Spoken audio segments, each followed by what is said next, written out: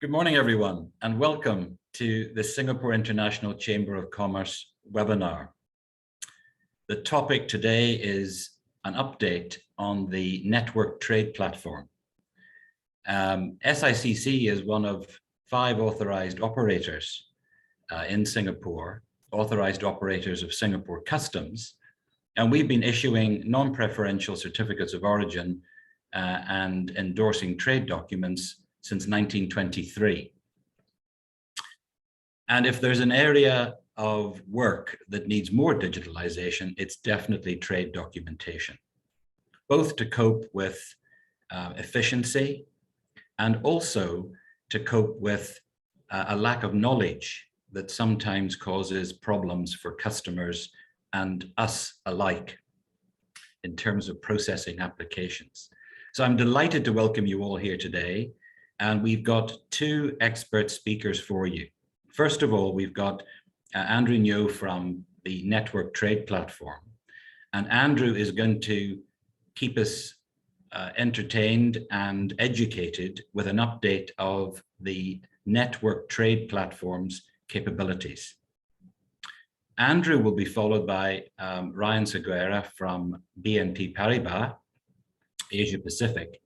And Ryan is going to give us a real-life case study in how a system on the network trade platform helps trade finance transactions in terms of processing efficiency and security. So without further ado, I would like to invite Andrew to speak. And at any time during this webinar, you can type in your questions into the Q&A function at the bottom of your screen. Once Andrew's finished, he will hand over to Ryan, and I'll be back following Ryan's short presentation to moderate the Q&A. So please put plenty of questions into that Q&A box. Ladies and gentlemen, please join me in welcoming Andrew to speak to us. Andrew, over to you.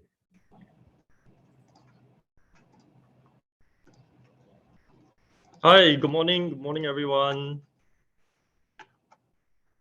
Hi, thanks for joining today's webinar. Nice to meet you. Yeah, thanks for taking the time out of your Friday morning to join the webinar. So just a quick introduction to myself. My name is Andrew. I'm from the Network Trade Platform Office in Singapore Customs. So we look after the development and the operation of the platform, as well as to develop new services for the platform and promote the adoption of the services on the platform. Yeah, so nice to have you all here today. So briefly, I'll be sharing an overview of the network trade platform. So I guess most of you are here to learn more about the NTP, as well as how you can digitalize some of our trade processes. So I'll be going through a quick introduction to the NTP, followed by some of the NTP features and services, and then moving on to the NTP key focus areas, the NTP international connectivity, Preferential Certificate of Origin or PCO, and the NTP permit return. So the last 2 are some of the services that I'll be focusing on for this session. Yeah. So feel free to write in any of your questions if you have any during the session, and because we have a team of customs officers on hand ready to answer some of the questions later on in the Q&A segment. Yeah. So just a quick introduction to the NTP. So we start off with basically a problem statement, and that is today's trade processes are fraught with challenges. So trade is very complex. So based on studies and consultations done previously, what we found that typically for international trade, 25 parties are actually involved most of the time. And then 30 to 40 trade documents are actually being generated each time. And of these trade documents, 60% to 70% of the information actually gets manually re-entered at least once. So you can see that there are many inefficiencies and manual processes involved in the process. So what NTP hopes to address is to address some of these inefficiencies through digitalization as well as data exchange and reuse. So the NTP was officially launched in September of 2018 by our DPM Heng SICC. Our vision is to facilitate trade and data exchange between players in the global trade ecosystem.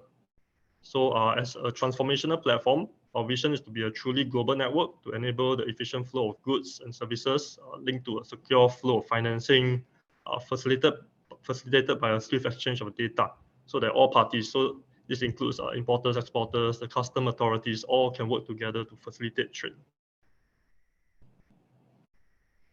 So the NTP is wholly owned and operated by the Singapore government. So we serve as a neutral facilitator and a convener to bring together the different parties of the trade ecosystem onto the platform. Yeah. So we provide the basic utility layer with some functionalities, so such as an NTP account, data storage space, as well as the means to be able to digitally connect with your trade partners. Yeah. So we provide the ecosystem environment, the legal framework, the data governance structures, as well as because we are a neutral party, we are able to bring various stakeholders together to collaborate on the platform. Yeah. So we are an open platform. We enable participation from private sector service providers in a non-exclusive manner. So you can find like a certain kind of trade-related service being provided by more than one private sector service provider on the platform. Yeah. So we are not for profit.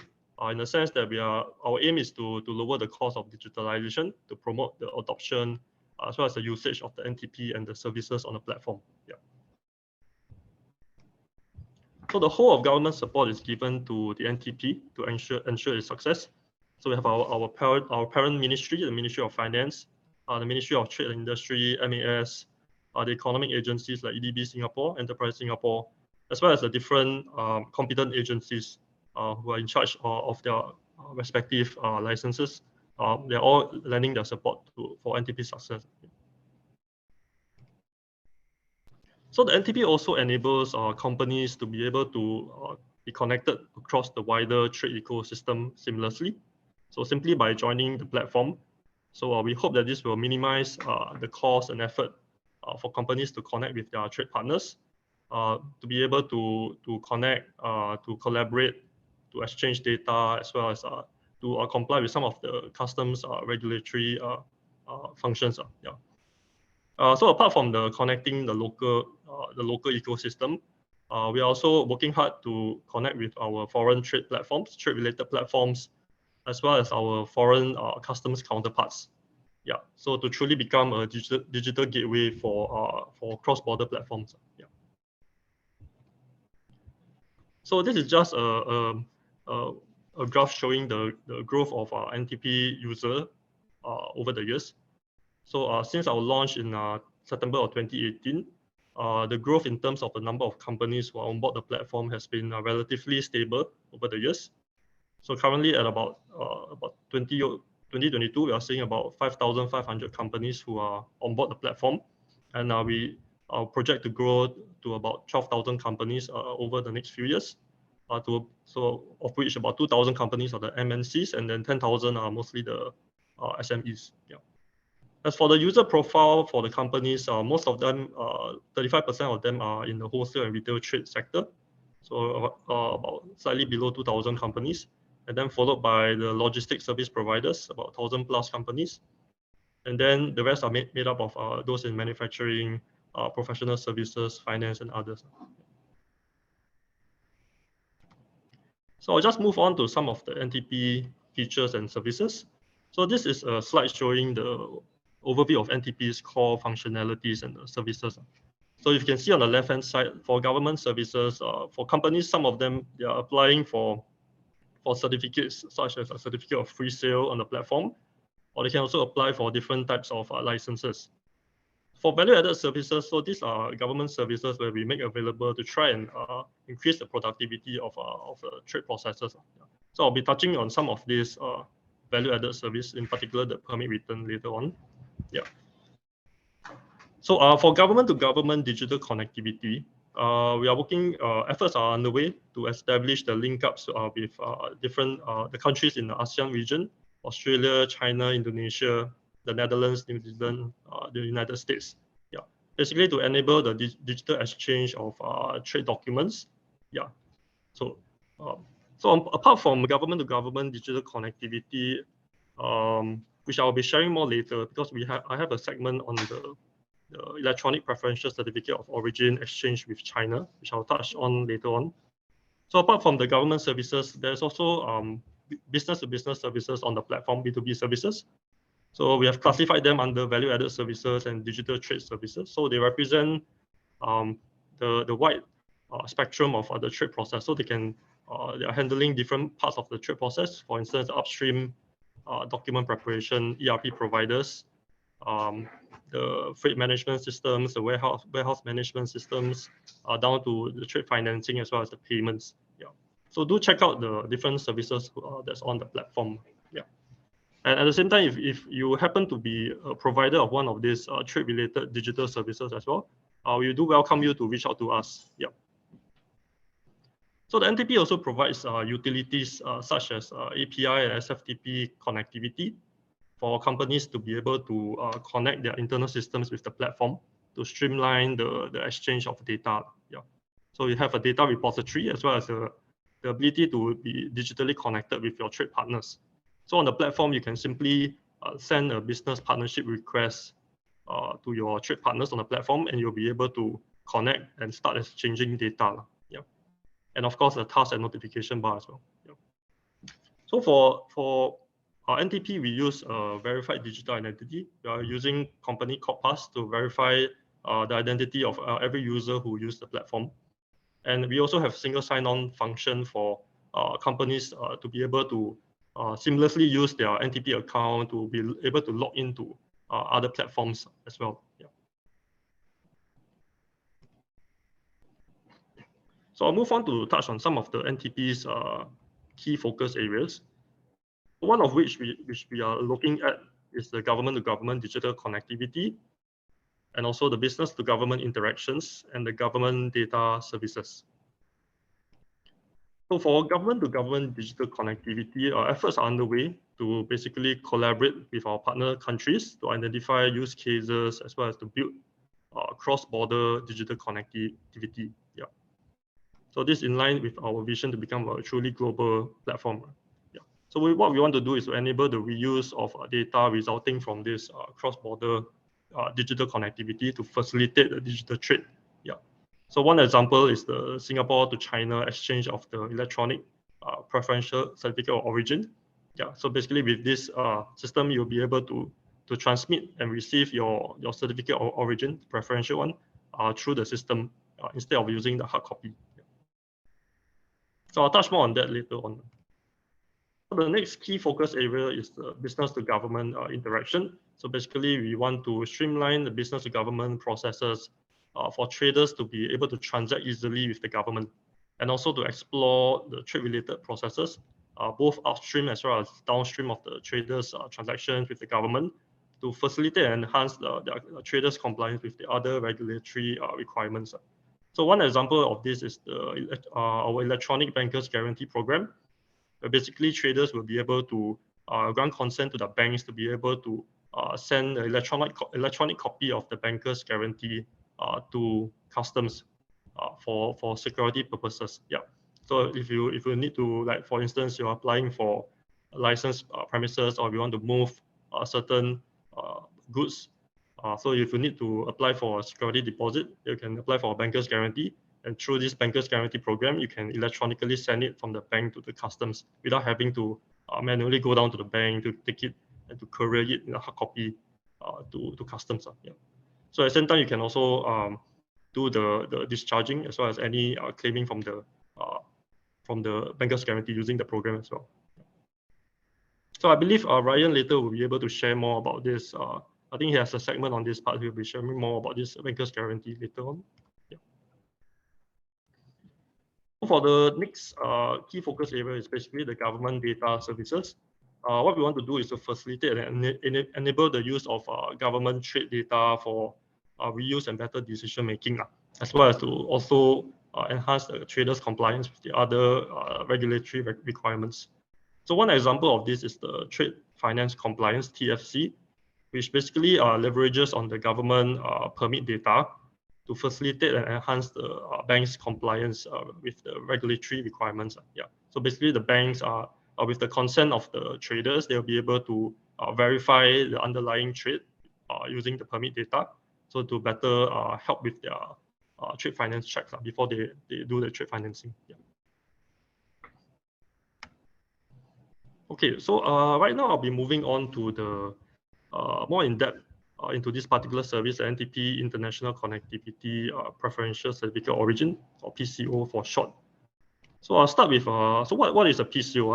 I think some of you, if you're working in the import-export part of the company, so I think you might be familiar with this. It's basically a trade document which allows your overseas buyer to be able to pay lower or no customs duty when you export your goods under a free trade agreement to them. Yeah. So in Singapore, all PCOs are only issued by Singapore Customs, and they are conventionally paper-based. Yeah. So if you can see on the right-hand side, this is an example of a certificate of origin. So from time to time, the importing customs authorities, they had questions on things like the authenticity of the PCOs, and there are also cases where the PCOs are rejected due to avoidable human errors. So things like no exporter signature, damaged or missing pages found, and all that. Yeah. So with this ICPCO service, it was implemented in 1st November 2019. It allows for the electronic PCO exchange between the Singapore Customs as well as the General Administration of the Customs of the People's Republic of China, or GACC for short, or China Customs. Yeah. So with effect from 1st May 2020, China basically allows for the full electronic transmission of this PCO for exports coming from Singapore. Yeah.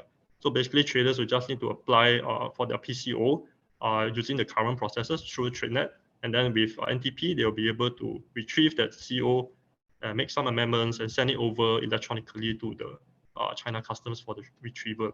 So the same way, the reverse way can work as well. Yeah.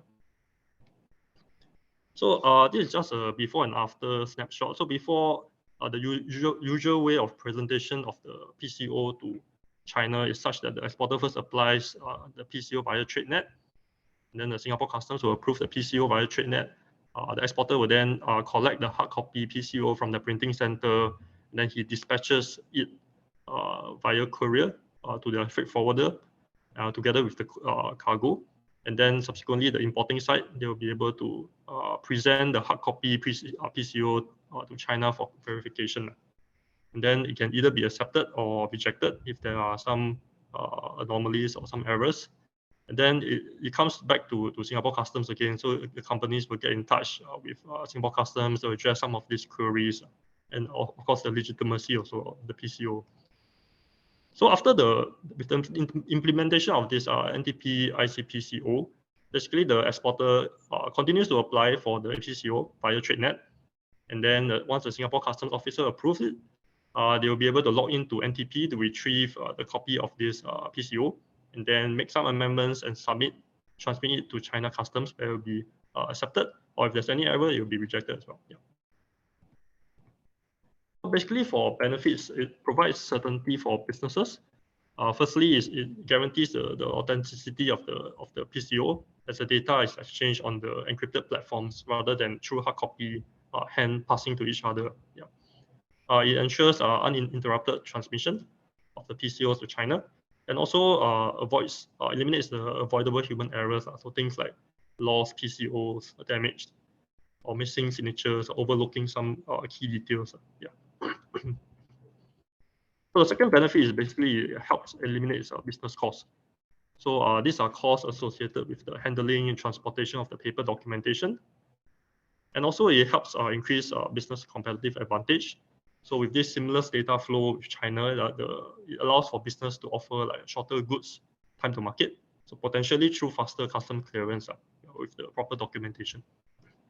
And last but not least is of course playing our part in the global environmental sustainability, because we are putting away paper and using the digital copy of the PCO. Yeah. So basically, how do I transmit the PCO to China? So this is basically a step-by-step process. So the first thing that you need to do for exporters, they will need to submit a list of authorized DAs. So DAs here are declaring agent, where they help you you authorize them to submit the PCO on your behalf, and also to do a one-time declaration. So subsequently, previously for exporters who join NTP, they will need to subscribe to this ICPCO service. So this step has been automated. So for companies who are joining NTP now, they will all be automatically subscribed to the ICPCO service. So this step not required anymore.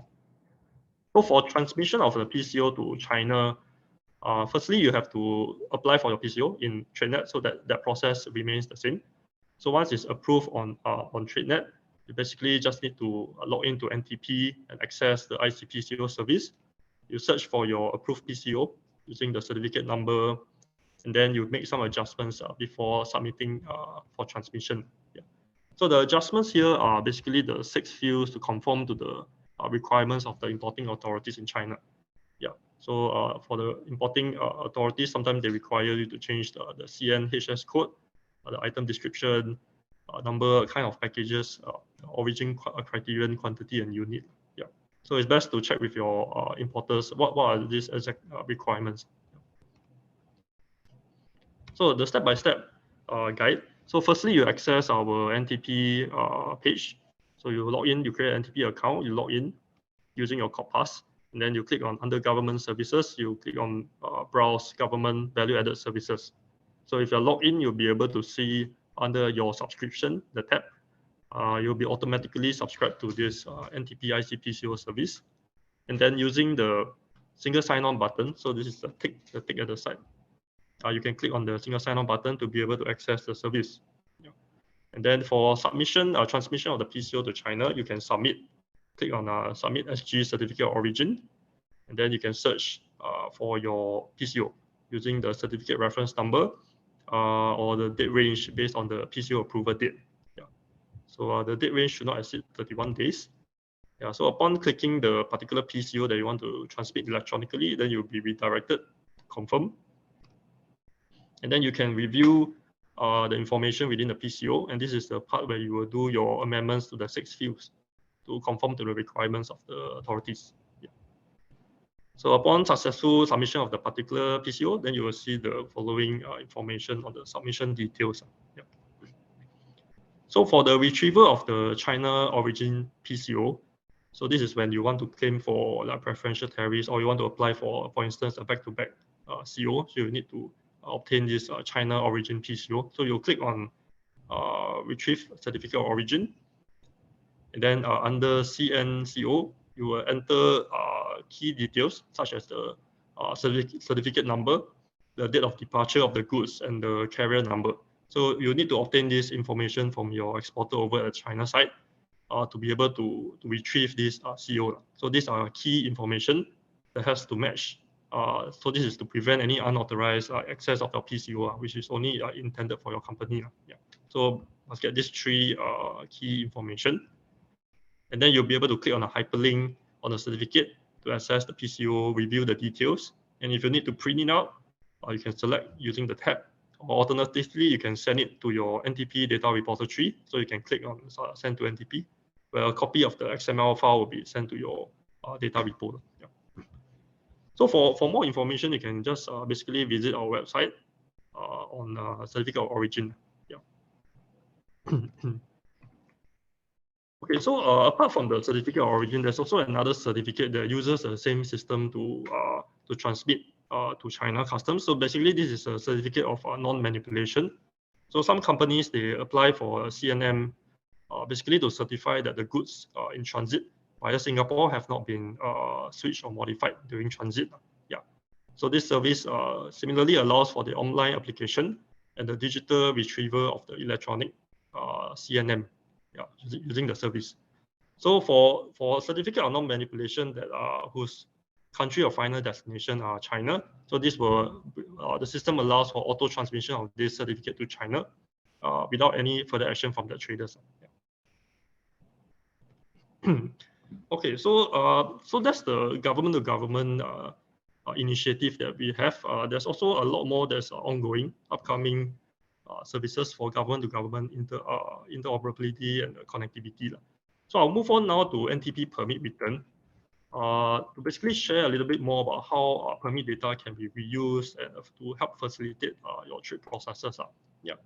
So for since 1989, so this is for trade permit declarations, your experience with doing customs declarations.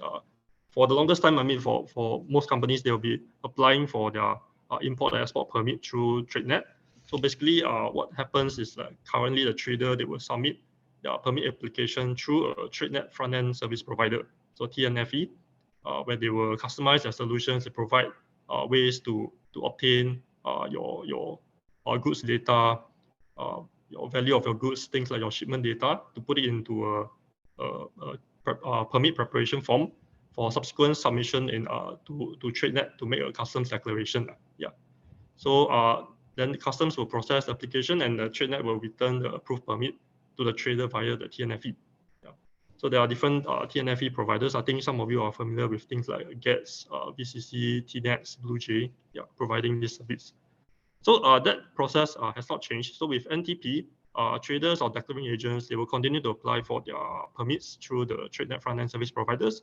So what NTP allows is with NTP permit return, you'll be able to get a copy of your approved permit in your NTP data repository in a structured data format. So you can obtain it in both the PDF as well as the XML format.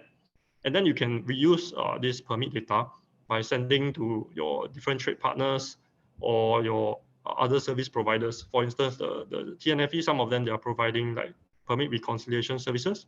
So you can route the documents, the permit data over to them to do the reconciliation. Yeah. So there's quite a number of ways that you can use permit data. So this is just some example whereby permit data can be reused on NTP. So firstly is the permit reconciliation. So you can, with the permit data, you can send to your service providers to do the reconciliation. Secondly is via the trade finance compliance. So as I've shared a little bit earlier, where you can basically grant consent to your banks to refer to the trade permit data to help augment their trade financing checks. So to verify the underlying trade, as well as to see for them to verify the cost of the goods at the company level as well as the aggregate level to help them with their trade financing processing. Yeah. So the last, another way of reusing data is basically to improve the accuracy of our customs declarations using the permit data. So this is a work in progress, and in a lot of sense that there's quite a lot of opportunity here where things like export permit data coming from one country, how can it be reused to help streamline or make it easier for importers to do their import declaration. So something like your export is my import, right? So there are things, there are certain data fields that can be reused using the export permit data. So this is one of the ways that we are trying to look into further. Yeah, so basically this is the NTP permit return tile. So once you're logged into the platform, you'll be able to subscribe to it. And once you're subscribed, you are able to receive a copy of the permits upon approval by Singapore Customs. Yeah. So I understand that there are many companies who basically they outsource their customs declarations to their freight forwarders or their agents to do the custom declaration. And then because of this, because of the current process, you need to wait for your freight forwarders or your agents to send the permits, the approved permits back to you. So with this permit return, you can actually immediately obtain a copy of your permits because they are declaring based on your UEN number. So based on your UEN, if you are subscribed to permit return, you'll be able to get a copy of the permits immediately. Yeah. And then you can reuse the permit data for things like trade compliance purposes, reconciliation, all that. Yeah. And at the same time, also because you are obtaining your permit information immediately after they are being approved, you can do your checks and also prevent any misuse of your UEN. For instance, like if a company happen to mistakenly declare your permit under your UEN, you'll be able to get a copy and to verify. Yeah. And of course, last but not least, is a free of charge service. So I encourage all companies to come on board and subscribe for this service. Yeah. So these are just some of the key features. So with this enhanced security, the approved permits can be sent to your NTP data repository. And then you can receive your permits in the PDF or the XML format. And then you can also enable email notifications to inform you that certain permits have been deposited in your data repository. Yeah. Okay, so this is just an example of a recent case of a GST fraud. So things like forwarders who basically they under declare the value of the goods through to Singapore Customs, and then there are cases where they amend subsequently with the hard copy permit. They can do things like amending of the GST payment account, payable amount, and then so they will be collecting like a higher amount from the, I mean, basically the higher amount from the exporter, and then paying like less tax, less GST to like Singapore Customs. Yeah. So with this permit return, basically it helps cut down on this GST fraud cases. Yeah. Yeah. So basically, I think I've shared quite a bit about the NTP platform. So just to summarize my sharing so far, the NTP aims to facilitate trade through digitalizing the trade processes, things like data exchange and data reuse. Our key focus moving forward is really on the government-to-government digital connectivity, the business-to-government interactions, as well as the government data services. So I've touched on two services today for this session: the NTP International Connectivity Preferential Certificate of Origin, as well as the Certificate of Non-Manipulation, and the Permit Return Service. Yeah. So last but not least, I would just like to end off saying that digitalization is a journey. So there's a lot of opportunities to work together with us. If you see there are areas that you wish to digitalize to help streamline your trade processes, and you feel that NTP is able to support you, we do welcome you to reach out to us. Yeah. So yeah, that's all for my sharing for today. Yeah, feel free to write in your questions if you have any in the Q&A part, and then we'll take a look, and me and my colleagues will be able to run through them later during the Q&A segment. Or if you prefer to send a question for us to reach out to you directly after the session, so we do encourage you to scan this QR code. You fill up the form. If you have any comments or questions or things that you wish that to hope to see NTP to work together with you to collaborate to bring on more services. So feel free to leave your comments as well as your contact details so that we can follow up with you after the session. Yeah. Okay, so thanks. I guess now I can hand over the presentation to Ryan.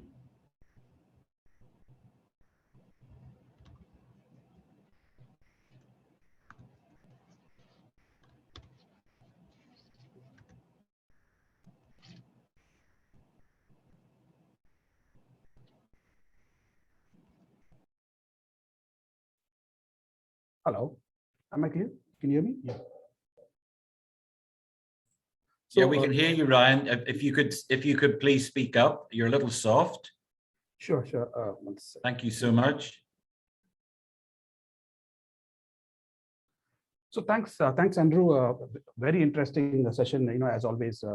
And personally, I've always been an admirer of the NTP initiative from the very beginning, and its futuristic, vision, of an interoperated or interconnected trade ecosystem. I think it's not a mean feat, and it's something really really proud to be associated with.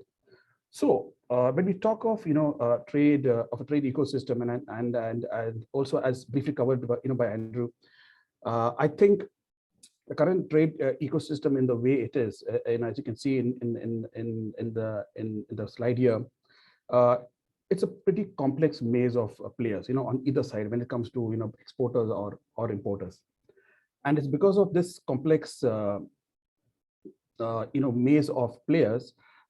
Paper still holds its pertinent place because of instructions or directions that need to pass, and in some cases some player may be a bit digitized, and some cases some player may not be digitized, and that's the reason why we also have this instance of digital islands.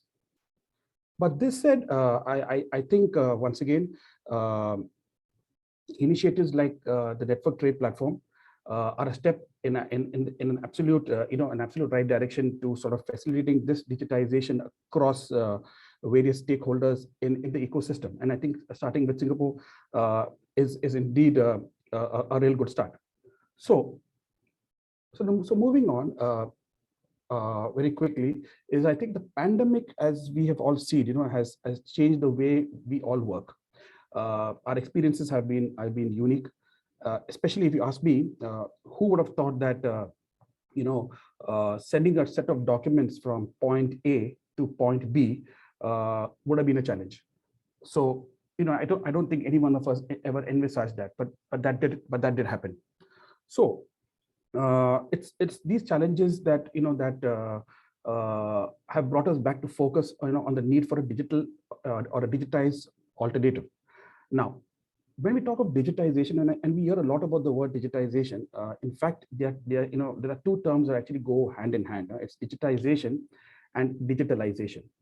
So why I say that, because as a product innovator or as a product lead, having a super awesome front end platform for clients to approach the bank, or you take instructions, and at the back end, if you're not able to pick up these instructions to process, it in fact adds on to manual work and defeats the whole very purpose of digitization. So these two terms are complementary and need to be considered jointly whenever in an organization, in my view, looks at digitization as a key focus area.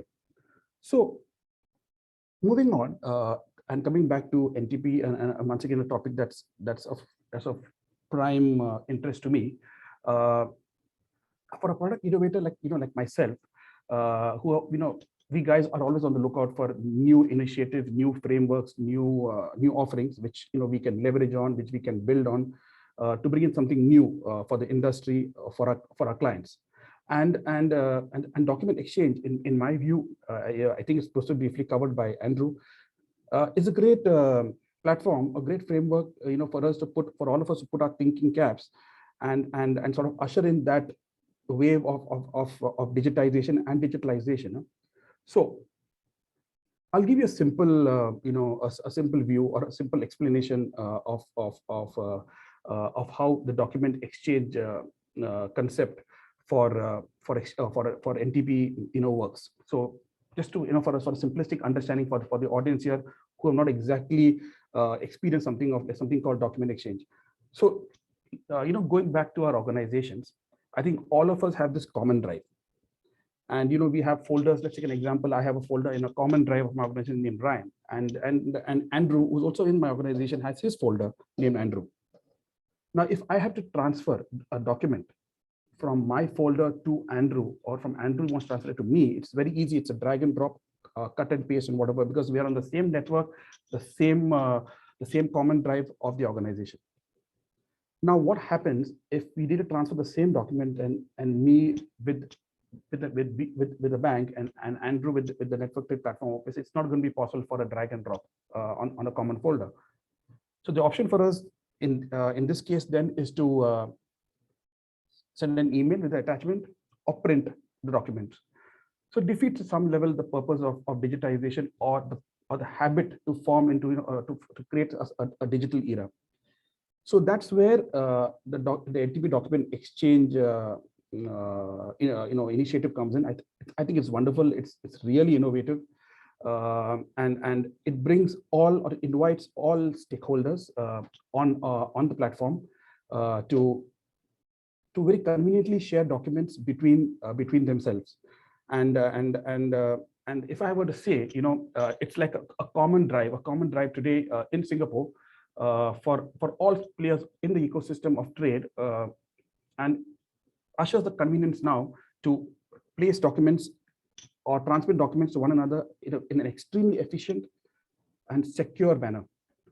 Let me explain a bit in the form of an example. So I think all of us do know how an export LC transaction works. The simple legacy steps would be, the advising bank, say in Singapore, receives the export LC from the issuing bank. The natural next step is this LC is advised to the Singapore exporter. Advising is normally the paper advising, but clients prefer to also get a quick soft copy so they can start working on the presentation. So this happens via email or maybe through an online platform. The next step that naturally happens is the client presents the physical documents under the LC. So it's not under EUCP, under UCP-DC. So you present the physical documents to your to your advising bank in Singapore. What does the bank do? The bank would naturally process the documents with its cover schedule, and then sort of courier the documents to the issuing bank. The next step obviously is a debit advice to the client for the courier charges or whatever. So step one done. When the advising bank, sorry, when the presenting bank in Singapore gets the acceptance from the issuing bank, we inform the client. And sometimes, in some cases, the client would like to, get this acceptance financed. So to get this acceptance financed on bank lines, the client would then, give a sort of, would prepare a letter to the bank in a format that the bank gives to say that the interest in financing on bank line signed, given to the bank, financing disbursed, a credit advice given to the client. So if we have to slot this high level process, from just from an example or understanding stance, okay, into the concept of NTP document exchange, how would I think of it? I would think of it as something like this. We've got the partner folders, as Andrew rightly pointed out. So we've got ABC Bank on the network. We've got the exporter client also on the network for NTP document exchange. So both are there. So ABC Bank can start with first sending, or putting in a copy of the export LC onto the out folder on document exchange, and automatically it syncs up and the client receives it into his in folder on the NTP document exchange. So a simple example, but how efficient. There are options of APIs, which you can further build on, but that's a part of a product innovation journey. Now the next step, since the client's has got the LC, is the presentation of documents, and as you can see, it moves out of the NTP or NTP document exchange setup because it's physical documents, and it's reached the advising bank. The advising bank will process it, send the documents to the issuing bank, and now the debit advice, instead of being printed and couriered to the client or being sent via email, can be very conveniently placed in the out folder on document exchange. The client receives it.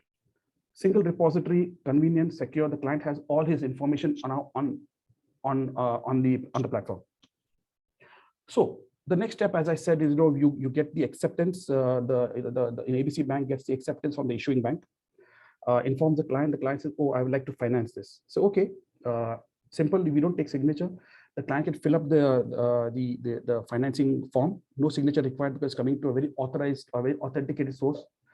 Attaches that to his out folder. The bank receives it. So additional efficiencies, because you don't need to go from to two authorizers or whatever. You're all on the platform. The bank processes the financing request, and the credit memo once again here can be placed on the platform. So what I'm trying to do here is just slot in an existing legacy known process to all of us. A simple way on how this can be used in a document exchange, in a document exchange era. Now, this said, and as I said, it's a white canvas. Banks, clients, any one of us can further build, connect to these folders, bring in a front end so that these documents move at the back, have instructions in front. The options are plenty. Yeah? So if you really want to, for me, I think someone passionate about digitization and trade, this sort of a framework, this sort of an offering, in fact, just opens the doors for digital innovation, especially in the trade front. So moving on, I think Andrew briefly touched about this point, but I think all of us at some point of time must have heard about this innovative offering from Singapore Customs, which called as the Electronic Bankers Guarantee Program. So guarantee as an instrument, as all of us know, is a very, very physical based instrument. The text vetting, in fact, comes into physical. It's issued physical. It's handled physical. It's managed physical. Claims physical. It's got the complete DNA of paper and physicality, if I may say, on the way a bank guarantee functions, not only in Singapore, I think in any corner of the world. Now, thanks to the NTP document exchange, and as I said, once again, it's a canvas for innovation in digitization. A few banks like us, along with the Singapore Customs and the NTP project office, were able to brainstorm and leverage this feature of NTP or document exchange to digitize the whole process for issuance of bank guarantees. And it makes me feel really good here to see that today, issuing of a bank guarantee where the beneficiary, obviously to start with, is customs, is so efficient. There's no paper.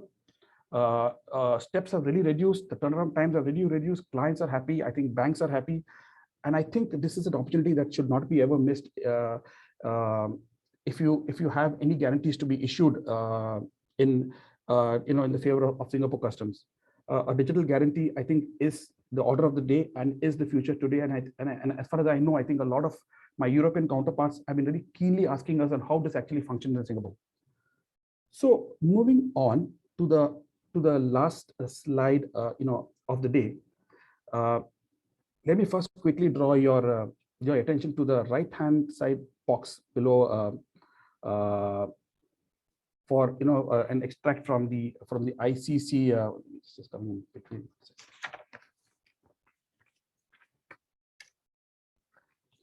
Okay, from the ICC survey on trade finance. The writings on the wall here is, if you see the response of financial institutions to the digital incline, is around 55% of them are focusing today on online platforms.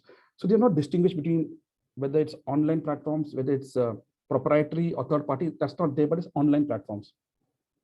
So that's good enough for us to understand it for the session. The second is Swift or Swift Net Trade, if you would ask me, and the third is API.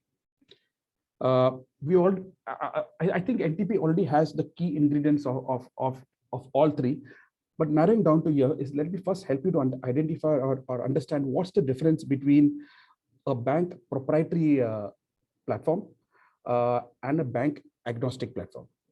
So a bank proprietary platform is something that the bank owns. So let's look at it in the form of a simple example. Say I'm a client and I work with two banks. I work with bank A and I work with bank B. Now I need to today morning issue an LC online to the online platform of bank A. I need to issue an import LC, and I need to issue a bank guarantee to bank B. So I will log into bank A's platform, key in the LC details. I have my credentials, I have my accesses, I have the authorization matrix. It's all different, processed, approved, submitted.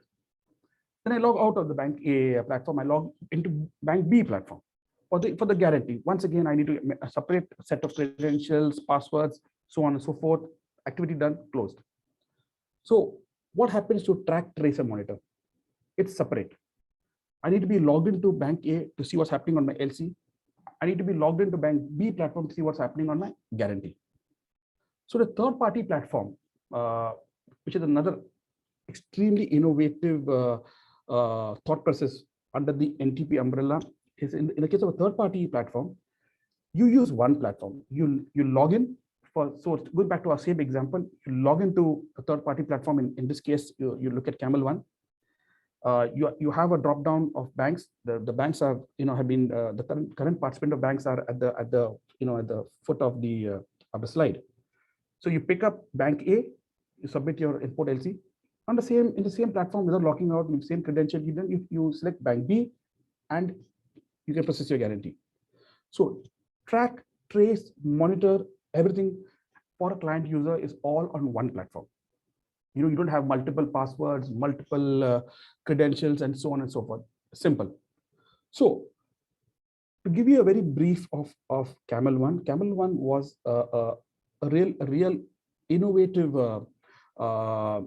initiative under the NTP umbrella, and partnership with Singapore Customs, where 9 of us banks together brainstormed to functionally build, along with a very well-known vendor, GUUD, a third-party platform for traders in Singapore. Since it's a brand new platform, all of us banks had our experiences with our respective platforms. It was a good brainstorming.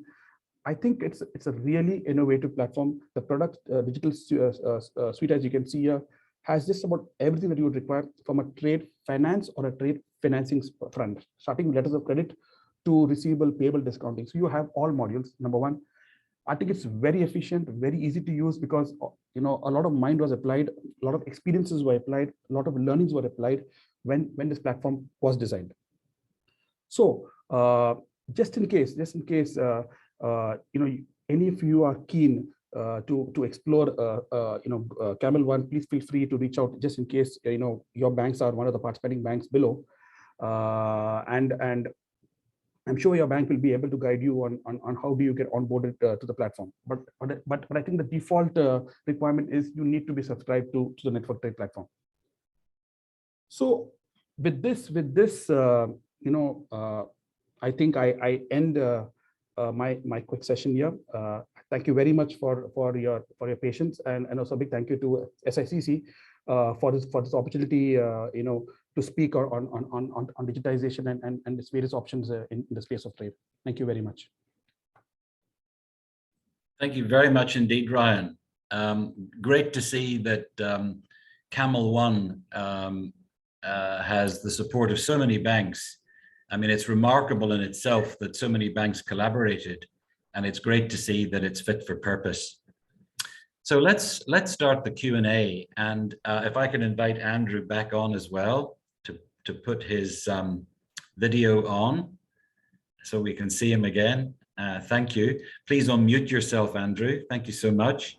Okay. I'm going to take just a second to ask Andrew a question. When you were talking about the preferential or the e-preferential CO for China, you said that one of the steps is where the exporter goes in and makes some amendments. Now, in a classic compliance world, that's a kind of a no-no. If something has been issued, why would it be amended?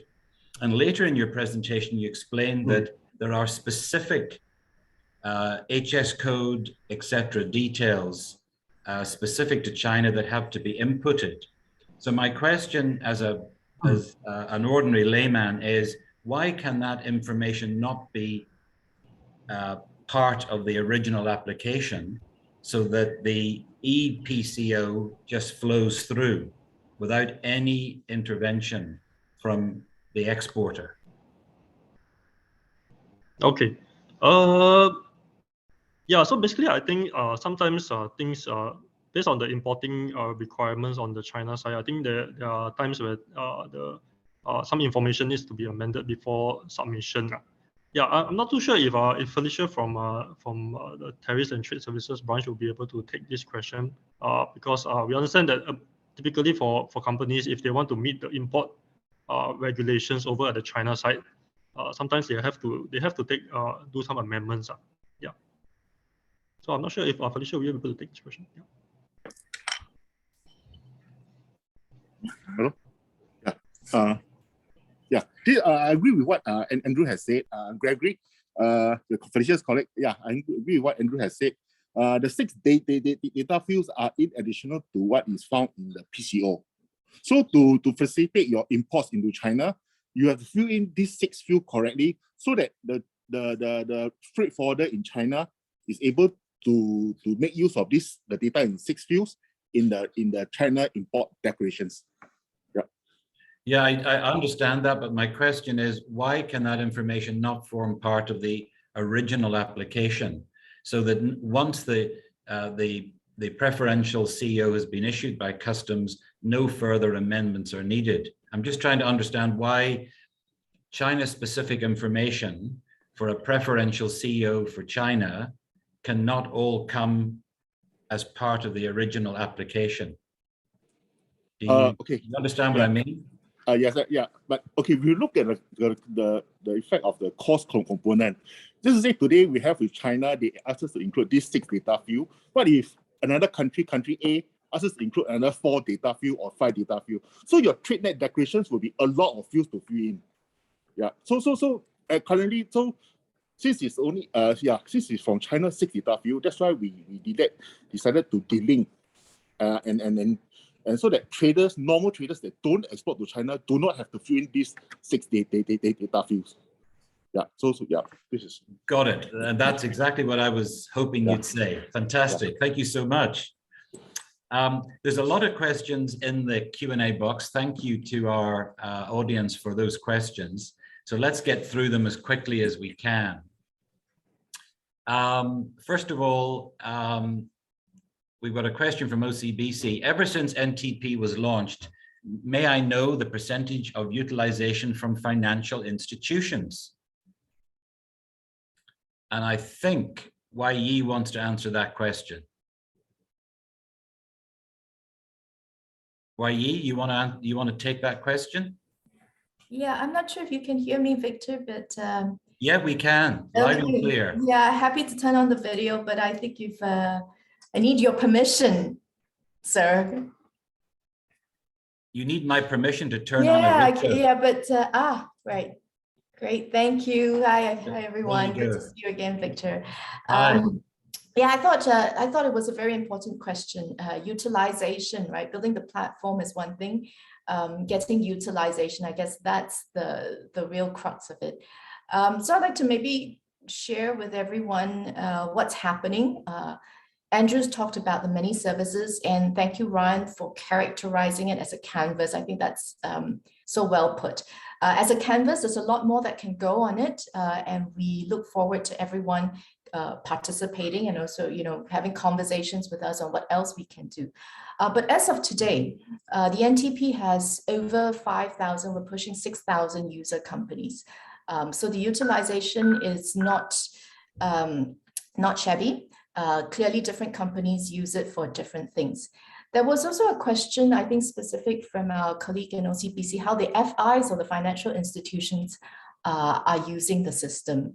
And I thought maybe to give a specific answer rather than a generalized answer, because there are different types of financial instruments, different transactions, and the banks, I mean, Ryan's bank, BNP Paribas, is clearly using it. We can see that quite a few other banks are using it, including OCBC. So happy to also share and do a little plug for our friend at OCBC, that OCBC is actually one of the participating banks in our Electronic Bankers Guarantee Program. And I'm happy to say that well done, OCBC, because all the Bankers Guarantee that you've issued in the past year are electronic. So thank you guys for the great support, and thank you OCBC for working with us on the e-Bankers Guarantee Program, as well as the whole suite of other things on NTP. Thank you very much. I think there's another question from Esther that you said you indicated you'd like to answer.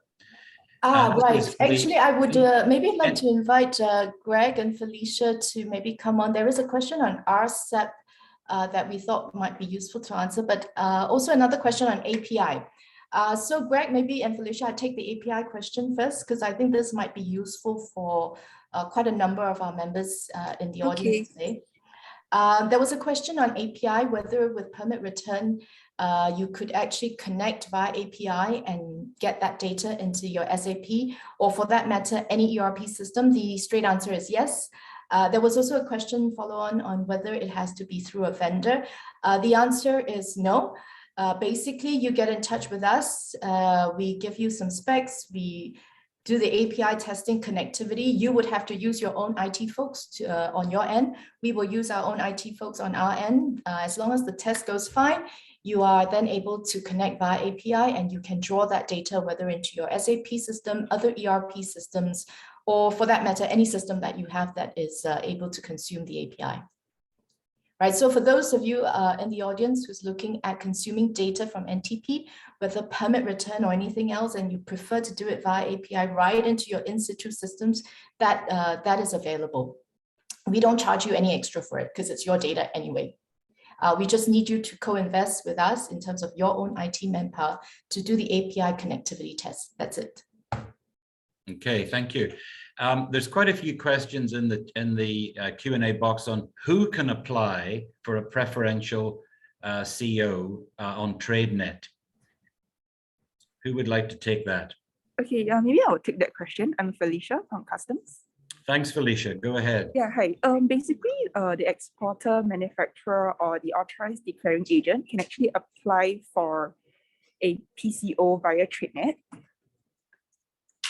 Yep, so once you have a TradeNet account by right, you can actually apply for a PCO via TradeNet. Same as for permit application. That's fantastic. Thank you. Okay, I think there's another question on RCEP, right? There is another question on RCEP. Yes. Okay, the question is, other than ePCO to China, is the RCEP CO to China, can it be also transmitted via NTP? Currently, for RCEP PCO, it will not be able to transmit under NTP. So traders will still actually have to collect the hard copy PCO from our printing agent, and then after that, transmit it to China via hard copy. Okay, thank you very much. So Stephen asks, what is the link to subscribe? I'm not quite sure whether he means NTP or Ryan's wonderful system that he has worked on together with other banks, CamelONE. But how does somebody subscribe to NTP? Let's take that one first. Anybody want to answer? Let me just take that quickly. Quite straightforward. I think if you already have Corp Pass, you get your Corp Pass key personnel to be the one to do the first signed in to NTP, accept the terms and conditions. And that's just to ensure that the company is intending to come on. So not just any staff member acting on behalf of the company. And once that's done, your key personnel can assign an admin or make himself the admin and start giving access to the other staff members who need to be the ones who are performing the different transactions on NTP. So it's that simple. Corp Pass, log in, first time, click accept terms and conditions, but please do read it. Many of us, me included, right? We will just go, yeah, sure. Read your terms and conditions, accept the terms and conditions, and you're set to go. So it's a 5-10 minute process. Thank you very much. Here's one from Christine. If my business partner is located overseas, how do they access NTP? Because NTP needs login with Corp Pass. I don't think NTP was designed to serve the world, right? We're not thinking of ourselves as an exportable, but we are here to serve our local companies or companies based in Singapore, right? Regardless of who you trade with. So the way we are approaching it, I think Andrew covered quite a bit of it in his presentation, is through cross-border connectivity. That cross-border connectivity, whether with other regulators, other customs authorities, or even other platforms. So as they say here in Singapore, akan datang, we are in discussions with a couple of platforms that themselves are operating in countries outside of Singapore. And that should be something in the pipeline that you can look forward to. So your overseas partner would be transacting on a platform in their home country, and we would connect to that platform to enable all transactions to flow through. And this is a very simple, for a very simple reason. We want to ensure that transactions on NTP are authenticated, right? That means we need to know who the other company is. And in Singapore, Corp Pass is an excellent way for us to do that on everybody's behalf. It is extremely difficult, or we will not be able to give companies in Singapore that same level of assurance with a company overseas. However, a local platform operator, be it in Australia, New Zealand, China, Thailand, Japan, now they would know how to authenticate and verify identity of companies much better than we do, and we can. So their onboarding process, and it's on us to find partners and partner platforms with robust onboarding processes so that we can give that assurance to companies on NTP that you're not transacting with a phantom organization somewhere else. So I think that's really important. And that's one of the things we want to continue to ensure, that high quality of identity verification for transactions that happen through NTP or on NTP. So Thank why, you, why, Olivier. so why just to add to your point, I think you're absolutely right. And so even as banks, you know, we may have our proprietary platforms, but it doesn't mean that, you know, a user in Singapore can access an account of the same organization in the bank's you know, Spain entity. It's a different onboarding. It's an entire different set of legal documentations. Okay, we also need to you know, we also need to keep in mind the respective in-country you know, data security guidelines. So you know, it's not very easy as you know, to just have cross-border you know, participants using a particular country platform. You know, even if it talks of simple proprietary ones that, you know, banks like us own. So you're absolutely right. Yeah. Okay. Jocelyn wants to know, or she says, it would be good to put all the ASEAN EFTA into the NTP, a single platform. Who would like to take that one?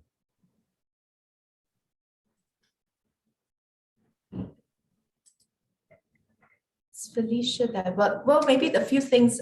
There are a few steps before we put it on a platform. And I think we work very hard, not just my colleagues, Felicia, Greg, and the team, but also with our colleagues at MTI. The FTAs are a very important part of our economic strategy, our economic and trade competitiveness strategy. But accompanying the FTAs must also be an agreement and consensus with our FTA partners that they are ready to transact electronically. And as you know, we trade with countries around the world with different levels of digital maturity. So it is absolutely important that we work with our trade partners to make sure they're digitally ready to receive electronic data, right, in place of documents. Without that second half, it's not as meaningful and certainly not as satisfying just simply to put a form on NTP, right, where our end may be electronic, but it soon exits to paper.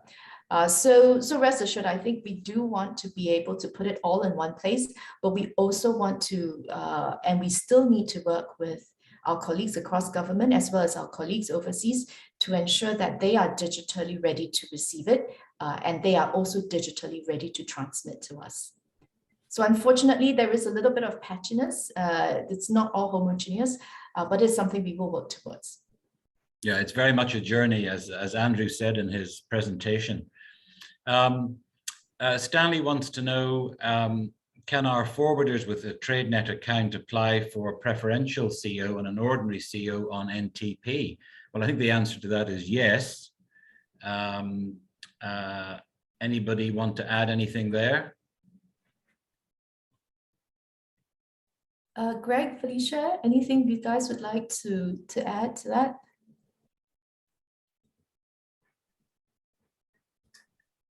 I know that ordinary certificates of origin can be accessed from the NTP because SICC is on the NTP with its e-certificate of origin application platform.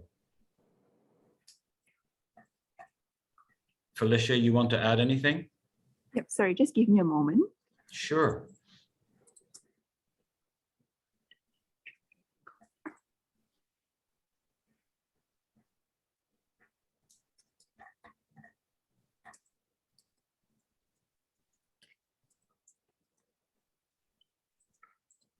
Yep.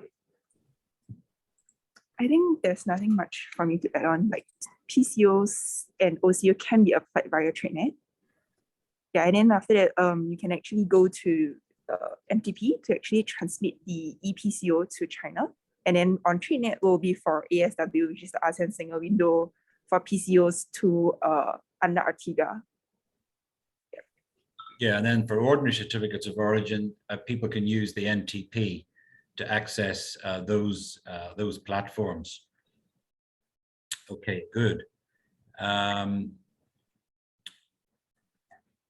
Jaslyn wants to know, just now the sample illustrating exports to China, can we use that to do the same for imports from China? Again, I think the answer is yes. Anybody want to just take that?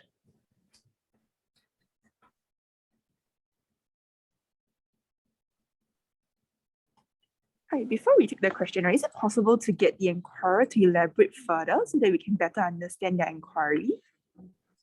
Okay, Jaslyn, if you want to just maybe type in a little bit more to help our experts answer your question in full, and we'll look out for it. The customs website for them to specifically. Yeah, otherwise you can actually visit the customs website. We have most of our information there, or you can actually drop an email to us if you like to clarify further.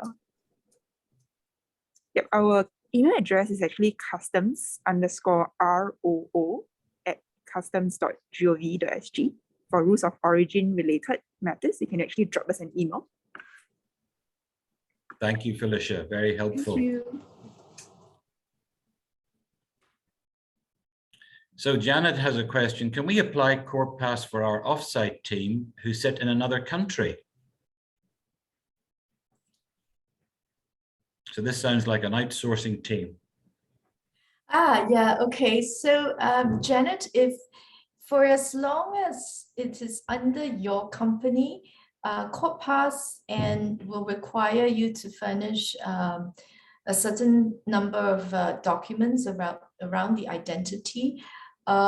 It is also actually, I mean, just for everyone's information, today Corp Pass can issue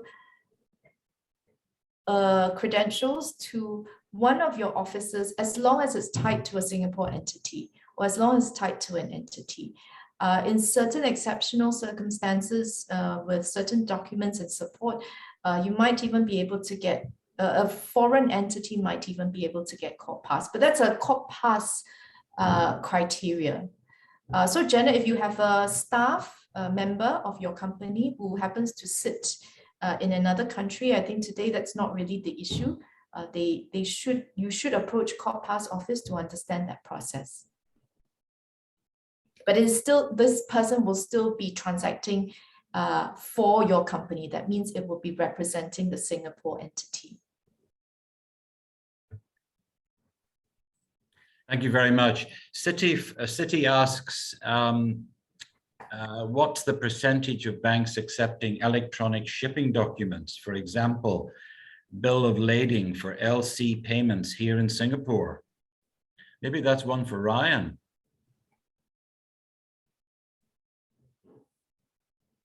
So from my side, Eric, I think when it comes to third-party platform providers, the penetration of e-presentations is quite high, especially on e-bill of lading.